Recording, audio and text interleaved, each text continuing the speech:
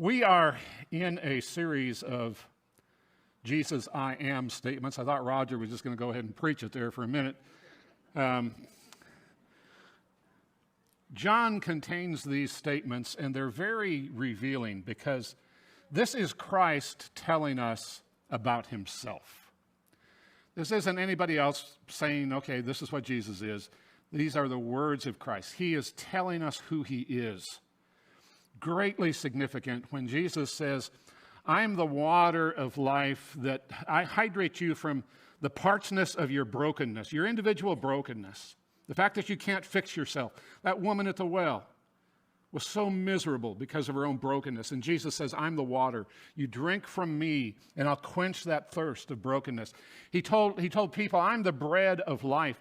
I'm the nourishment on the outside that if you bring it to the inside, you'll have nourishment that will last through eternity. He said, I'm the light. If you walk in me, you can walk securely. There's no darkness. And when you slip and fall into darkness, you have the opportunity to come back in the light because I understand what darkness is. I know what it is to slide and to slip. And he invites us to come back. He says, I'm the door. I'm the door that opens to that peaceful, beautiful place that feels like home. I'm the door that gets you there. I am the shepherd, the good shepherd. Shared the mantra. Do we remember it? Jesus is my good shepherd. I will trust him. And then last time we found that Jesus was the resurrection and the life. And he raises Lazarus from the tomb, but before he ever gets to that, he raises Mary and Martha to a new level of faith. And he says, all in your life that produces grief, all in your life that is negative, all in your life that is decaying, I bring resurrection, I bring life to that. So today we're going to move on to I am the way, the truth, and the life. I'm going to set the background for this just a little bit. Before Jesus gets to this statement, he has done a number of things. For example, in chapter 13, he has washed the disciples' feet. He has gathered to have this Passover with the disciples, and he has instituted the supper that we just observed that will remember him rather than remember the escape from Egypt. He has also predicted that Judas is going to betray him. There's a traitor in the group. And you'll remember that there's discussion amongst themselves about who that could be and is it me? And so they have all of that going on. But then he also not only talks about Judas betraying him, he talks about Peter's going to deny me. So now you've got the weakest of the links in Judas' betrayal, and you have supposedly the one who knew that Christ was the Messiah, whom he was going to give the keys of the kingdom to, and he's going to betray him or deny him. So you've got betrayal and denial. And Jesus is dealing with that. He's addressing that. And now they're ready to leave that place, that assembly, and Jesus initiates another conversation, another teaching opportunity, and we begin this in chapter 13, verse 31. When he had gone out, Jesus said, now the Son of Man is glorified, and God is glorified in him. If God is glorified in him, God will also glorify him in himself and will glorify him at once. Children, I am with you a little while longer. You will look for me, and just as I told the Jews, where I am going, you cannot come. So now I tell you. First, I want you to notice, back when Jesus raised Lazarus from the dead, remember that chapter was all about the glorification of God and the glorification of Jesus. It was a precursor to Jesus' death, burial, and resurrection. Now he revisits this whole subject of glorification again. And it's interesting how he lays it out. First of all, he says, God is going to be glorified, or Christ is going to be glorified. And the way that's going to happen is that God himself is going to glorify Jesus. And we know from Scripture that Jesus didn't resurrect himself. God resurrected him. God raised him up. And so God is going to be involved in that glorification. God will be the one glorifying him. And Jesus also identifies that his glorification is involved in the fact that I'm not going to be with you but a little bit longer. And you'll look for me and you won't find me. And where I'm going, you cannot come. Jesus' glorification involved that. I want you just to try to picture, because I think this is accurate. Jesus knows his end is near. He has just observed the Passover with his disciples, and in that he has told them that his heart is grieved, his heart is troubled. Now they're leaving that environment. They're headed for the garden. And what is it that's on Jesus' heart? You know, when people know their life is ending, they speak what's on their heart. And so I want you to understand that this isn't just another sermon Jesus is giving. These are his last words. I give you a new commandment. Love one another. Just as I have loved you, you must also love one another. By this, all people will know that you are my disciples if you have love for one another. Wow. Jesus, what are your last words? You need to love each other. You need to love each other. I don't know. Jesus spoke those words, and remember what's gone on at the supper. Nobody wants to wash feet. Still arguing about who's the greatest. You know, that's where the mind of the disciples are. And Jesus has gone through the supper. He's given all of those messages to them. He's washed their feet. He's told them they have to humble themselves and serve each other. And it's just going over their heads, just floating right over. Boom, boom. They don't get it. Now as they begin to leave that environment, Jesus says, I need for you to love each other. Now just a minute. I'm supposed to be greater than him. How am I supposed to love that dude? So I'm going to suggest that maybe the disciples are trying to deflect that command. You know, to put it off. Rather than to say, yes, you know what? I need to love Peter. That impetuous, quick-spoken, outlandish personality, Peter. I need to love him. Rather than accept that, they decide they're going to deflect that command. So they just don't even pay attention to that. The things that's going to come out of their mouth, they're going to revisit what Jesus said before that. Which was this. Lord, Simon Peter said to him, where are you going? Love one another. Where are you going? Love one another. The world will know that you're my disciples by your love. Where are you going? That's what they're concerned about. Jesus answered, where I am going, you cannot follow me now, but you will follow later. Lord, Peter asked, why can't I follow you now? I will lay down my life for you. Love one another. I'll lay down my life I'll die for you, Jesus. Jesus replied, you will lay down your life for me, I assure you. But a rooster will not crow until you have denied me 3 times.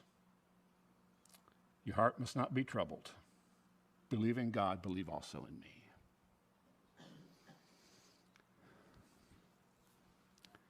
You see, the first verse of chapter 14 is tied into what's going on in chapter 13. And the disciples are saying, where are you going? Now, again, I'm not going to say their motivation has to be that they're trying to deflect the command of Jesus, but obviously that's not their main concern. Their main concern is, where are you going, Jesus? And when Jesus says, you can't come, Peter, I'll go with you, I'll die with you. Jesus said, yeah, you will, but you're not coming with me. And then he says, don't let your heart be troubled. This is a fascinating original Greek word. The meanings are multiple, and each of them just kind of adds another perspective and depth. Here's what the word means. It means to be agitated or troubled, It means to cause inward commotion. It means to take away the calmness of mind. It means to be restless. It means to stir up, to strike one's spirit with dread, to render anxious or distressed, to perplex the mind with doubts. One author just said, anything that's the opposite of peace is what this word is. And Jesus tells the disciples, don't let your hearts be troubled. Maybe the reason they couldn't focus on the new command Jesus was giving them is because they were truly, deeply troubled.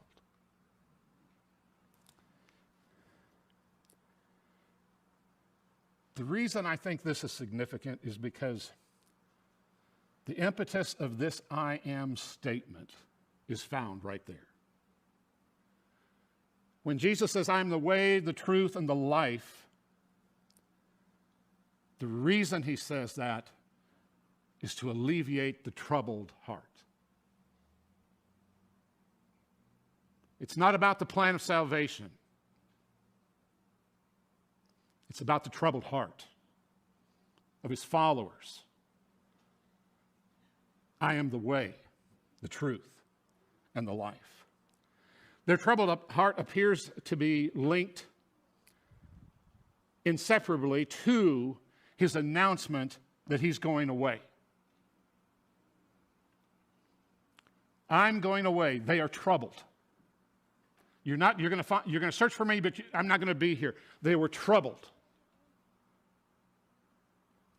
And Jesus says, I'm the way, the truth, and the life. I want to suggest that that means that their troubledness is really within the framework of loneliness. Their anxiousness, their troubled, their agitation, their lack of contentment is because they're going to be alone. They're going to be alone. They've been following Jesus for 3 years. Jesus has been their leader. He has been the one, he's been the point man. He has been the Son of God. They recognize his power, his ability, and he's not going to be there anymore. And they are terrified of loneliness. They are anxiously troubled about being alone. I just want to deal with this whole loneliness thing for just a very short period here. Loneliness is a very real problem for very real people. There are many of us sitting in this auditorium today that may be just dead lonely. We may be so lonely that it is the agitation, it is the trouble with which we wrestle. 11 years old, my first sermon, the first line was, have you ever felt all alone in the middle of a big crowd? You know what that means. We know what loneliness is. It's a very real problem. Jesus understood the disciples' sense of trouble growing from their fear of loneliness. Thus, he dedicates this entire I am statement to addressing the debilitating dilemma that loneliness causes in the hearts of those who follow him. Tom Wolfe wrote a book called God's Lonely Man. Here's his synopsis.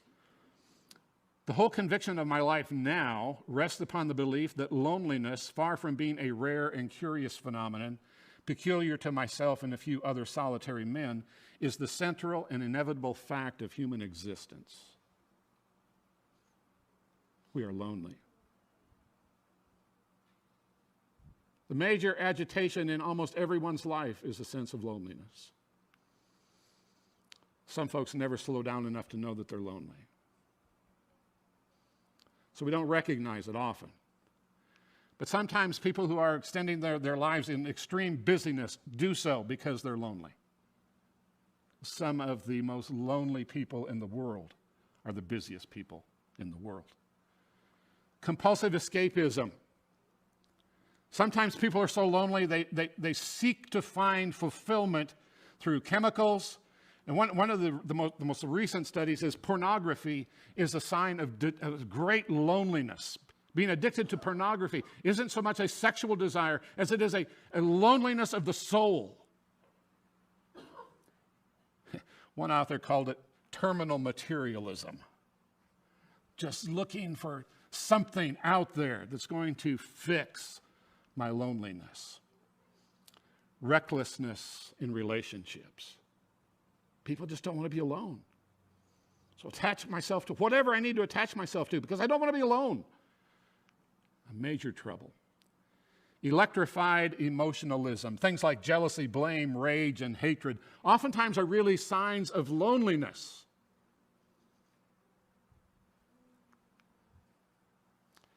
Narcissism, which is really just selfish sense of entitlement, very often is just nothing but loneliness. 2015 was the year that a reality show entered onto History Channel called Alone. The object of this program is 10 individuals are selected to take 10 pieces of equipment and be planted in a wilderness area, usually during the wintertime, and they survive for as long as they can survive. And the winner gets $500,000.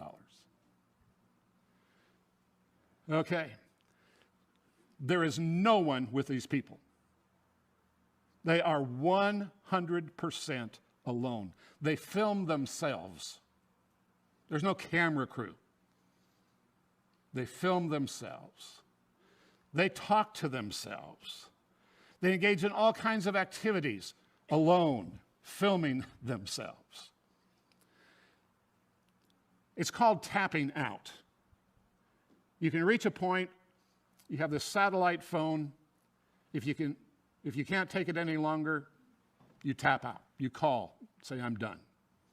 Some people physically get hurt, and so they have no alternative.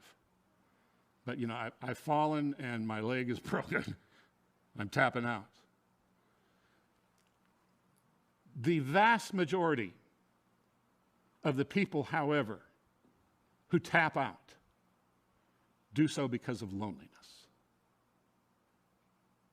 Loneliness. It's interesting, if you've not watched this show, you can watch these people actually mentally deteriorate because of loneliness. Oh, many of them lose 50 pounds because they can't find enough to eat. But what really gets to them is being alone. Oh, I miss my family. I miss my kids. Oh, just to hear somebody's voice. And they're telling you this on their recordings.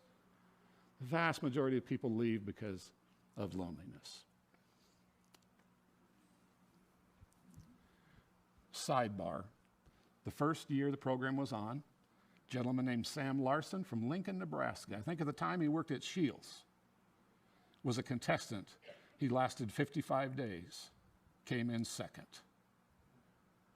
Season 5, I don't know if everybody that was in season 5 was a return or not, but in season 5 he returns. He lasts 60 days and he wins. This is a fascinating program because this program illustrates there are basically two types of loneliness. One is situational. Almost every Western song is written about situational loneliness. I'll say 90%. Situational loneliness can happen when a relationship ends, when there's an abusive past from a relationship. When new environments come, there can be a situation of loneliness. But then there's also this physiological loneliness, and that's what books are written about, the philosophies of loneliness.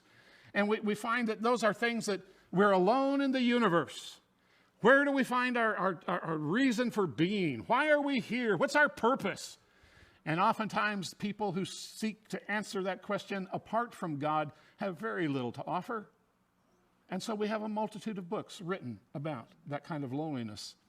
Is this all there is? I'm disconnected from the universe. How can I find my place? So situational and philosophical loneliness. But this program shows that both of those kinds of loneliness can be addressed. Because all you have to do is tap out. If the situation gets too lonely, you call up and you say, I've had it. Take me home. We can overcome that situational loneliness, and we can even overcome the mentality of loneliness. Again, all they have to do is tap out. And so here's Jesus addressing his disciples. Their primary hurt, trouble, is the idea of loneliness. And he says there's not a situation that you can't handle in your loneliness, and there's not a mental anguish that can't be dealt with in your loneliness, because I am the way, the truth, and the life.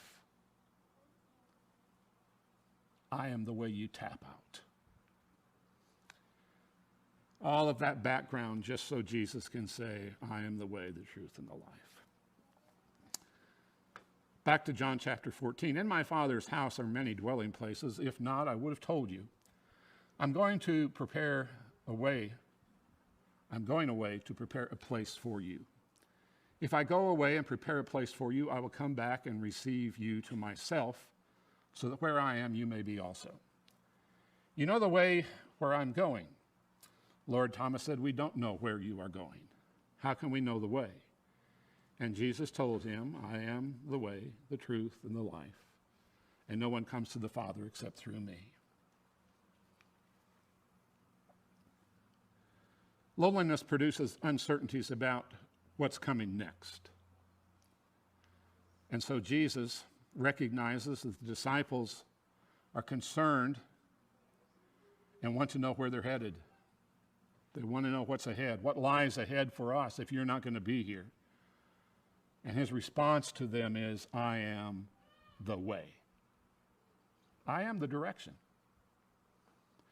When our life is filled with uncertainties about what lies ahead, Jesus says, I'm the way. I am the way.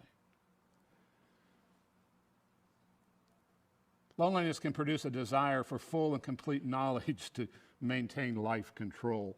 When we're alone, we want all our ducks in a row. And not only all our ducks, we want to borrow some of yours. We want everything controlled. So what does Jesus say? He says, I am the way for your loneliness. But he also then says, I am truth. I am truth.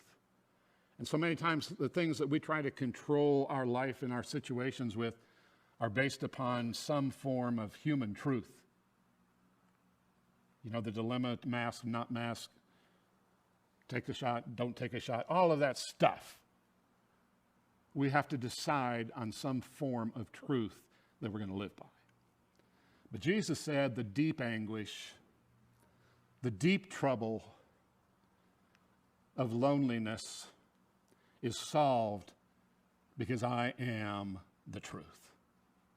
I am the truth. So you trust me as the way, you trust me as the truth. But loneliness also produces ambiguities towards life itself. Now, who cares? Who cares? And when I'm tempted to think that Jesus, to live like Jesus, I've been trying to please you. Why has such and such happened to me? Why does this fall upon me?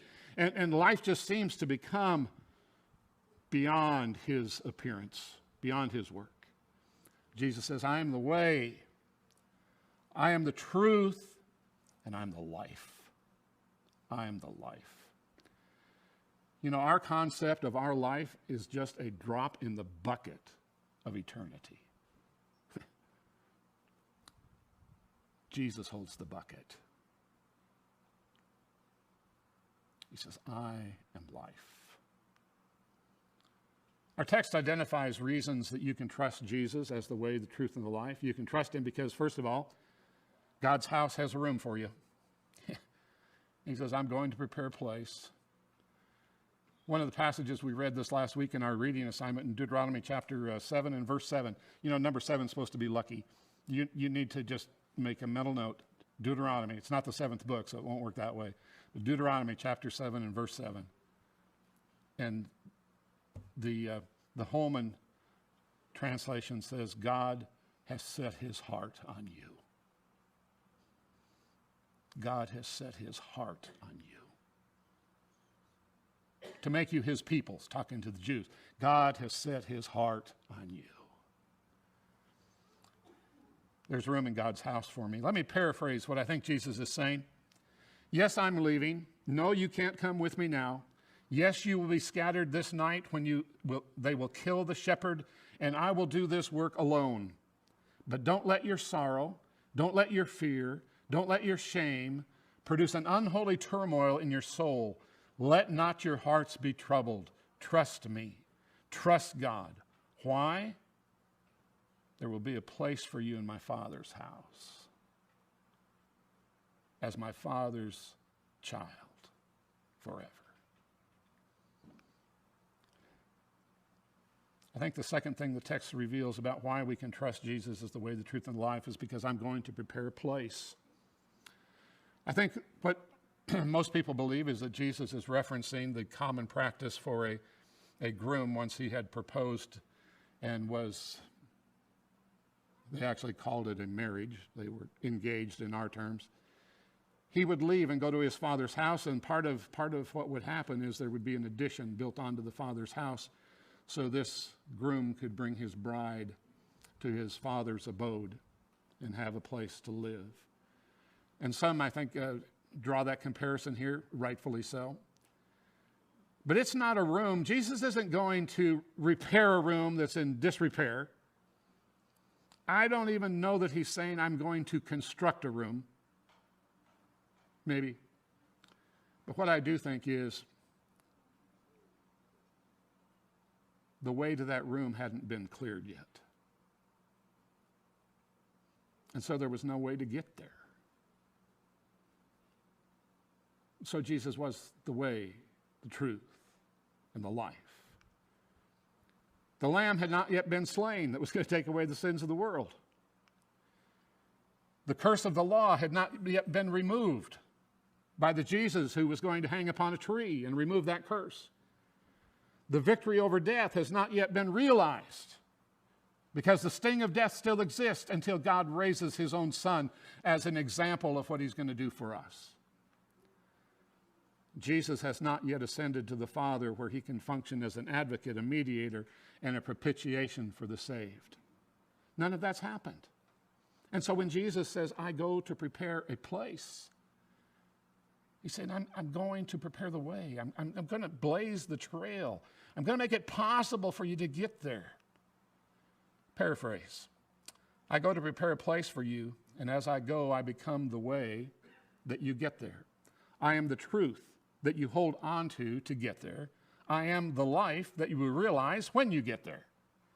When I say I go to prepare a place for you, I mean I open the way. I am the way. I confirm the truth, and I am the truth. I purchase the life, and I am the life. Be troubled.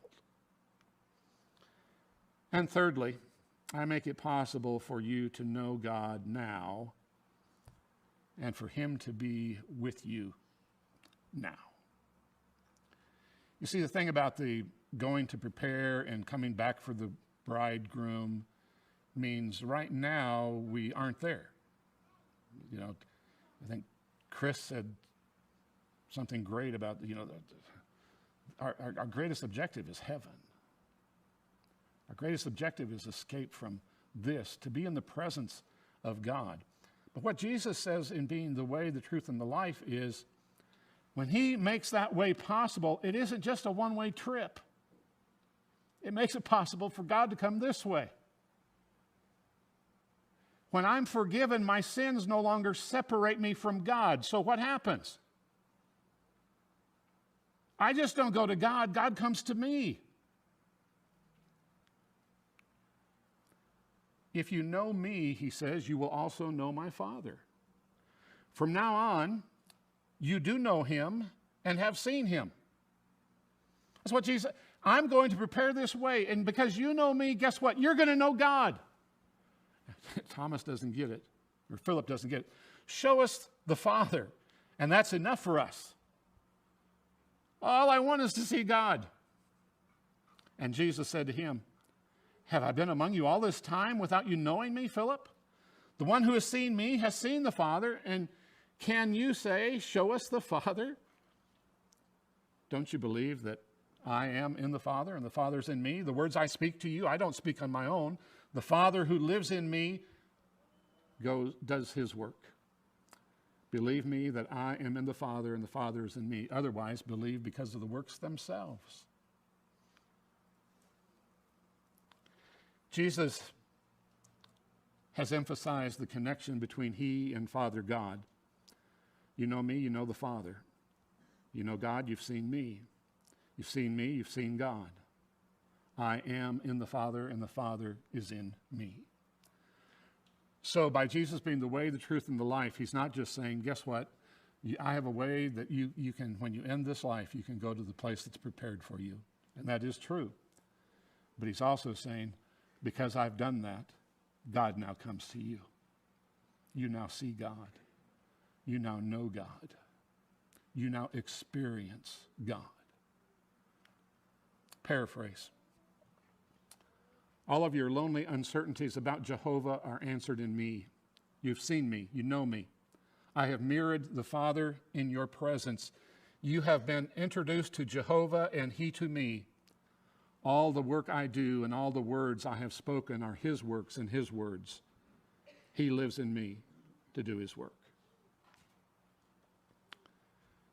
When Jesus portrayed himself as the way, the truth, and the life, he was addressing the trouble that loneliness was working in the hearts of his disciples. Every one of their tumultuous troubles finds solution in trusting Jesus to provide the way, to deliver the truth, and to supply true life. So as we think about what this means for us, again, these I ams are so personal. If we're not applying them personally, we're missing the power of what Jesus is revealing. We need to let Jesus be the total answer to our troubled hearts today. It's not if my heart is troubled. It is my heart's troubled. How does Jesus fit into that? Put your lonely spirit into the hands of the longing hands and loving hands of Jesus. Allow him to be the friend that the proverb calls closer than a brother. Let Jesus be that close to you. Let the Son of God be your 4 o'clock friend. One author talking about relationships and friendships and overcoming loneliness asked the question, who could you call at 4 o'clock in the morning? Who's your 4 o'clock friend?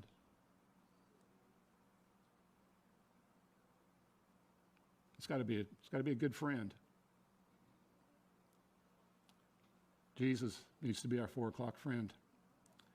Your troubled heart can find divine solution because Jesus is the way, so we can trust. Because Jesus is the truth, so we can follow with confidence, knowing accurately the standard of truth that he's established. And he is the life, despite whatever situation life gives us. We have life in Jesus. And so we can listen to Ukrainians sing, "It is well with my soul." Because Jesus is the way, the truth, and the life.